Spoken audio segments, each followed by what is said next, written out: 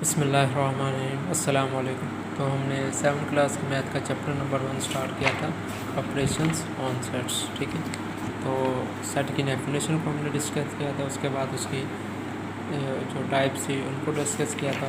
तो अब हम उसकी सिंबल्स यूज इन सेट्स उसको हम डिस्कस करेंगे। ठीक है, तो फर्स्ट सिंबल में लिखा हुआ है इक्वल। इसका मीनिंग है इज़ इक्वल टू। ठीक है, इज़ इक्वल टू एग्जाम्पल है 1 to 5 इज इक्वल टू 5 1 2, यानी जो एलिमेंट इसमें है सेट में है वही वाले एलिमेंट्स इस सेट में है। तो set having exactly the same numbers are equal set, and जो एलिमेंट्स इसमें है वही वाले एलिमेंट इसमें है, तो हम क्या कहेंगे ये वाला सेट इस सेट के क्या है इक्वल है। उसके बाद है नॉट इक्वल टू। इक्वल का साइन है उसके ऊपर हमने ऐसे लाइन लगा दी। इसका क्या मीनिंग होगा इस नॉट इक्वल टू, यानी इस सेट में जो एलिमेंट्स हैं वो एलिमेंट्स इस सेट में नहीं है, यानी दोनों सेटों में क्या है डिफरेंट एलिमेंट्स है। इधर 1 to 5 है, अगर 1 to 5 इधर भी होता तो हम कहते हैं ये दोनों इक्वल है। अब इधर 1 to 5 है, इधर क्या है 4 है, तो ये क्या है इक्वल नहीं है। ठीक है, तो is not equal to this set. इसका मीनिंग है इज़ अ मेंबर ऑफ। ठीक है, कहेंगे 3 इज़ अ मेंबर ऑफ 1 2 3 4। 3 क्या है इस सेट में बिलोंग कर रहा है, तो हम क्या कहेंगे 3 इज़ अ मेंबर ऑफ 1 2 3, और 1 is a member of 1 2 3, 2 is a member of 1 2 3, यानी जो एलिमेंट इसमें है तो वो सब के सब क्या है इसके क्या है मेंबर ऑफ। इसके बाद है is not a member of, तो 3 इस सेट में नहीं है तो हम कहेंगे is not a member of this set. 5 is empty set और द नल सेट। 5 को हम क्या कहते हैं एम्प्टी सेट और नल सेट, तो उसको हम किससे रिप्रेजेंट करते हैं कर्ली ब्रैकेट्स से, यहाँ इस सिंबल से। इसका सिंबल ये होता है और इसको एग्जांपल इसकी ये है। ठीक है, उसके बाद हमारे पास 6 है is a proper subset of. इसका मीनिंग क्या है is a proper subset of. A इसमें 1 2 3 एलिमेंट्स हैं, बी इसमें 1 2। अब बी क्या है, B is a proper subset of A, क्योंकि बी के एलिमेंट्स क्या हैं सेट ए में मौजूद है, हम कहेंगे B proper subset of. Every number of B is a member of A but every element of A is not a member of B, यानी जो बी होगा उसके जितने एलिमेंट्स हैं सेट ए में होने चाहिए, पर जो ए है उसके सारे के सारे बी में नहीं हैं। ठीक है, उसके बाद हमारे पास नेक्स्ट सिंबल है is not a proper subset of. Is not a proper subset of. A में है 1 2 3 है, बी में है 0 4। अब B is not proper set of, क्योंकि बी के एलिमेंट्स 0 4 इस सेट में नहीं है, तो इसमें ये सिंबल यूज़ करेंगे। उसके बाद नेक्स्ट सिंबल है is a subset of. A में है 1 2 3, बी में है 1 2 3, A is a subset of B. B A के सारे एलिमेंट्स सेट बी में मौजूद है, हम कहेंगे is a subset of A is a subset of B. ठीक है, उसके बाद हमारे पास डेफिनेशन है इक्विवेलेंट सेट्स की। When each member of set matches one and only one member of the other set, there is one-to-one correspondence between the two sets. Okay? Each element of first set belonging to each element of second set. यानी set ए हम कहते हैं हमारे पास है 1 2 3, B है हमारे पास 7 4। अब सेट ए का हर एलिमेंट सेट बी के हर एलिमेंट से क्या करेगा मैच होगा। 1 को 7 से, 2 को 14 से, 3 से 21। आसान बात यह है यानी जितने एलिमेंट सेट ए में होने चाहिए उतने ही बी में होने चाहिए। ठीक है, तो हम क्या कहेंगे ए एंड बी क्या है, इनमें कौन सा रिलेशन है 1-to-1 कॉरस्पॉन्डिंग, क्योंकि फर्स्ट सेट का एलिमेंट सेकंड सेट के हर एलिमेंट से मिलेगा, तो उसको हम कहेंगे 1-to-1 correspondent between the two set. उसके बाद हमारे पास set that can not be pair in 1-to-1 correspondence are called non equivalent set. यानी अगर सेट जो फर्स्ट सेट का हर एलिमेंट सेट सेकंड सेट के हर एलिमेंट से ना मिले तो हम इसको कहेंगे नॉन इक्विवेलेंट सेट्स। ठीक है, यानी हर फर्स्ट का हर एलिमेंट सेकंड के सेट के हर एलिमेंट से पेयर ना करे तो उसको हम कहेंगे क्या है नॉन इक्विवेलेंट सेट्स। उसके बाद हमारे पास है ऑपरेशन ऑफ सेट। उसके बाद यूनियन ऑफ सेट्स है। A set containing all the elements of A and B is called the union set of A and B। यानी ऐसा सेट जो A और B के सारे एलिमेंट्स पे कंसिस्ट हो उसको हम क्या कहेंगे, ये क्या है A and B are called union. A and B उसका आपस में यूनियन लेंगे तो जो सेट हमारे पास आएगा वो क्या होगा ए और बी के सारे एलिमेंट्स पे कंसिस्ट होगा, ठीक है। उसके बाद हमारे पास है intersection of set, a set containing the common elements of A and B, यानी ए और बी के जो कॉमन एलिमेंट्स हैं उस पर कंटेन होगा तो उसको हम क्या कहेंगे, intersection set of A and B, यानी ए और बी के जो कॉमन एलिमेंट्स हैं वो अगर हम लिख लेंगे तो वो हमारे पास जो सेट आएगा उसको हम क्या कहेंगे, इंटरसेक्शन ऑफ सेट, ठीक है।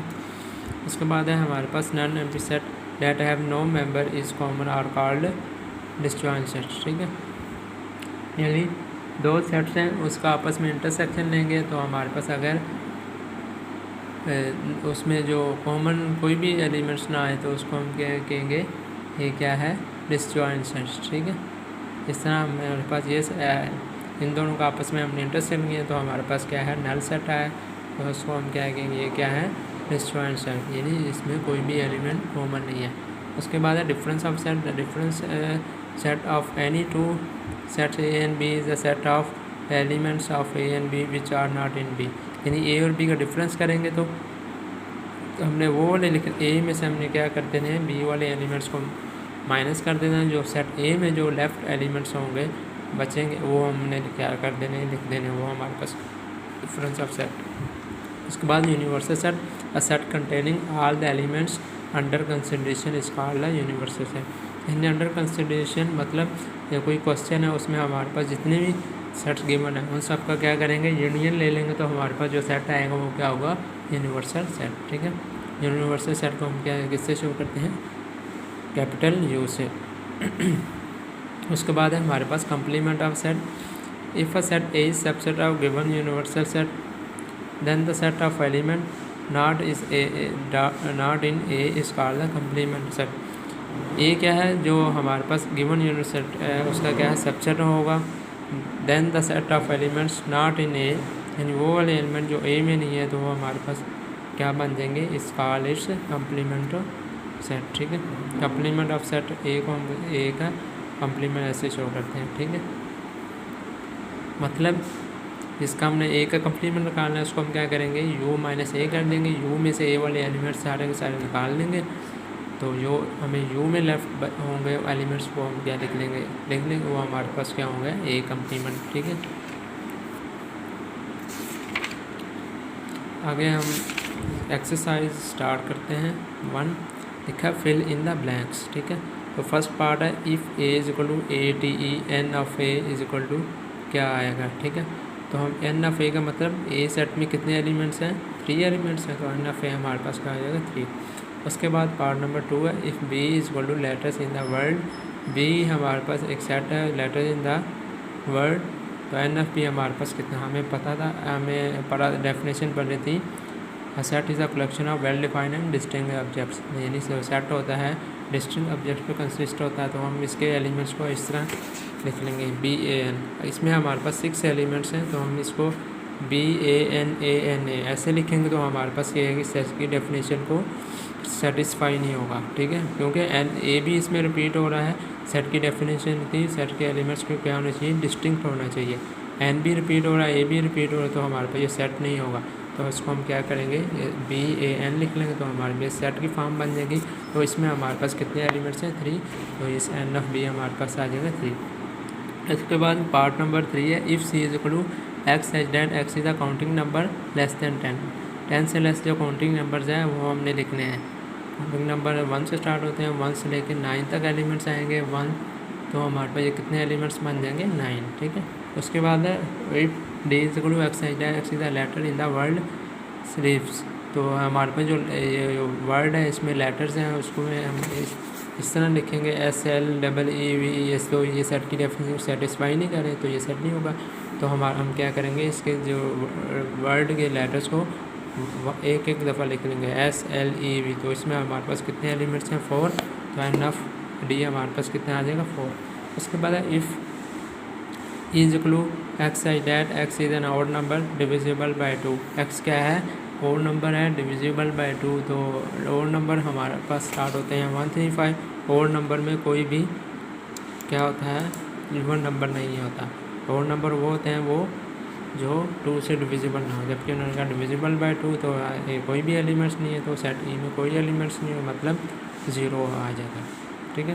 Question number 2, state whether the following are true और फॉल्स।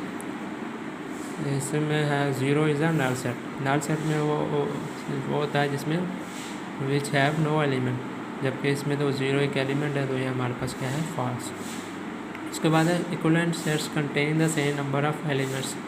उनके जो इक्विवेलेंट सेट हैं वो कंटेन होते हैं सेम नंबर ऑफ़ एलिमेंट्स, मतलब जो फर्स्ट ए सेट में हमारे पास 3 एलिमेंट्स हैं, तो सेट बी में भी 3 एलिमेंट्स होने चाहिए, ठीक है। तो ये हमारे पास क्या है, ट्रू स्टेटमेंट है, ठीक है। इसके बाद हमारे पास पार्ट नंबर 3 है, the cardinality of the set of positive integer is infinity. लेकिन जो cardinality of the set of positive integer से हमारे पास क्या होती है, इन्फिनिटी होगी। क्योंकि हमने कार्डिनल नंबर ऑफ सेट की डेफिनेशन पढ़ी थी, the number of elements in set are called cardinal number. तो पॉजिटिव इंटीजर तो हमें इसमें रेंज नहीं बताई हुई, तो ये हमारे पास क्या होंगे, इनफाइनाइट। तो ये स्टेटमेंट्स क्या है, ट्रू। पार्ट नंबर 4 है, A intersection B is a null set, यानी ए और बी का इंटरसेक्शन है वो नल सेट हो, देन ए और B do not have common numbers. तो ए और बी में कोई भी एलिमेंट कॉमन नहीं हुआ, ये स्टेटमेंट क्या है, ट्रू। इसके बाद पार्ट नंबर 5 है, the difference between two sets is equal to their intersection set, यानी इनका दो सेट की जो डिफरेंस है वो इक्वल होती है इंटरसेक्शन ऑफ सेट के। तो ये स्टेटमेंट्स क्या है, ट्रू। हम कोई दो सेट सपोज कर लेंगे, ए क्या है 1 2 और बी हमारे पास क्या है, बी में हमारे पास है 2, तो ए माइनस बी करेंगे तो 1 2 में से 2 माइनस हो जाए तो हमारे पास 1 लेफ्ट हुआ, यानी ए माइनस बी हमारे पास आ गया 1। तो अगर इनकी इंटरसेक्शन करते हैं 1 2 और 2, तो इसमें हमारे पास क्या आता है 2, तो यानी डिफरेंस में हमारे पास 1 आंसर आया था और इंटरसेक्शन में 2 आया, तो ये हमारे पास स्टेटमेंट क्या है, फॉल्स, ठीक है। उसके बाद पार्ट नंबर 3 है, if A is equal to this B is equal to this find करना है A union B. A union B की डेफिनेशन पढ़ी थी हमने, क्या पढ़ी थी, ए यूनियन बी की definition, a set containing all the elements of A B is called the union set of A B. तो इन दोनों का यूनियन लेंगे, इन दोनों के एलिमेंट्स को क्या कर लेंगे, कंबाइन कर लेंगे, तो हमारे पास वो क्या आ जाएगा, यूनियन, ठीक है। तो इसे हम ऐसे लिख लेंगे, ए यूनियन बी की फॉर्म में लिख लेंगे। तो हमारे पास ये यहाँ से सबको कंबाइन कर लेंगे, 1 2 3 4 5 6 7 8, ठीक है। उसके बाद हमारे पास जो क्वेश्चन नंबर 4 है उसमें भी हमने ए यूनियन बी फाइंड करना है। तो ए यूनियन बी 5 का मतलब नथिंग, तो ए यूनियन बी में कौन से एलिमेंट्स आ जाएंगे, 3 6 9। ए यूनियन बी बराबर 3 6 9 यूनियन 5, तो इनको कंबाइन करना है, तो 3 6 9 हमारे पास आंसर में आ जाएगा। उसके बाद हमारे पास जो है part number question number 5, R इसके इक्वल है, एस इक्वल और टी इसके इक्वल है, तो आर इंटरसेक्शन टी फाइंड करना है।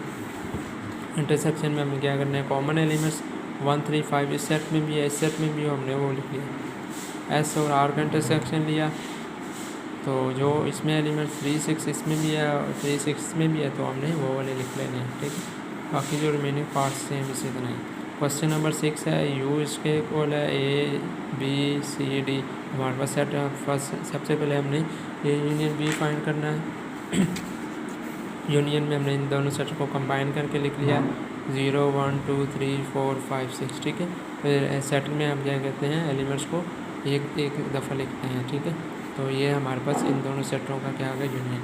अब ए यूनियन बी का लिया तो हमारे पास ये इसी तरह ए इंटरसेक्शन बी करना है, तो जो कॉमन होंगे वो हमारे पास क्या है 2 3 इस सेट में भी है, इसमें भी है, वो हमारे। अब आगे हमने करना है ए कम्प्लीमेंट।